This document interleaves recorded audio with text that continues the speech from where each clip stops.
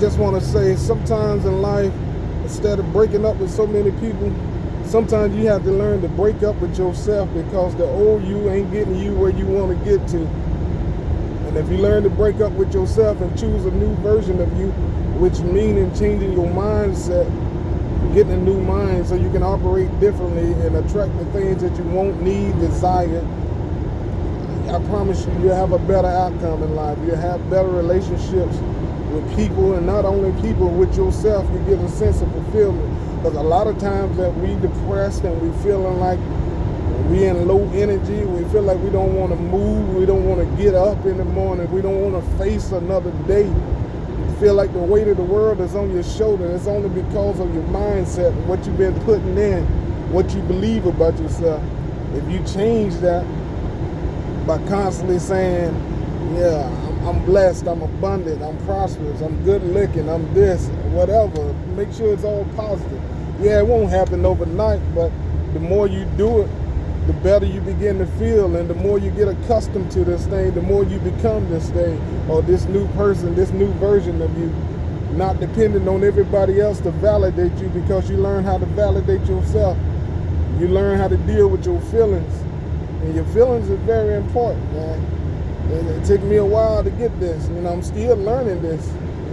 Every day ain't roses and sunshine. But my mindset, when I'm in them down moments, I start becoming back to myself. Even though that old man, it tries to creep back. I don't care how far you put it away, it'll try to creep back. But you got to be willing to feed yourself other than, when those thoughts try to come right then and there, switch it around, change it,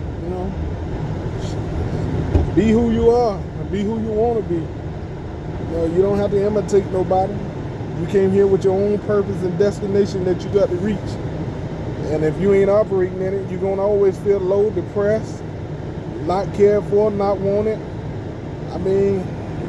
It's not other people's responsibility. It's up to you. You got to first do it for you first before you can get it from anybody else. Because if you abandon you, you're going to feel like you're abandoned by everybody. No matter what they do for you, you won't receive that, because inside you feel abandoned for yourself. And if you abandon yourself, ain't nobody else can come and rescue you until you rescue yourself. Until you can see yourself past or beyond where you currently are. See yourself as you could be and potentially get there one day. Don't see yourself where you are. See yourself where you want to be at. And the more you see yourself where you want to be at, it's just like the scripture said, I go and prepare a place for you. Where I am, there you is also.